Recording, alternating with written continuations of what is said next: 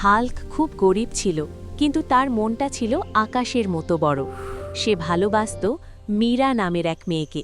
ধনী পরিবারের মেয়ে, রূপে সুন্দর আর মনে আরও সুন্দর।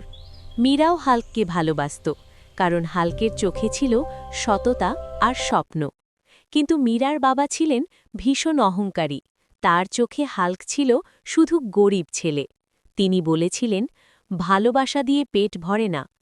একদিন জোর করেই মীরাকে বিয়ে দিলেন এক ধনী ছেলের সাথে। মীরার চোখে সেদিন জল ছিল, মুখে হাসি নয়। হাল্ক দূরে দাঁড়িয়ে সব দেখেছিল, কিছু বলার শক্তি তার ছিল না।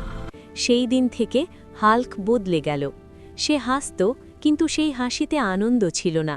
রাতে সে আকাশের দিকে তাকিয়ে কথা বলত, যেন মীরা শুনছে। মানুষ বলতো হাল্ক পাগল হয়ে গেছে। হয়তো সে পাগলই হয়েছিল, কিন্তু টাকার অভাবে নয়, ভালোবাসা হারানোর যন্ত্রণায়।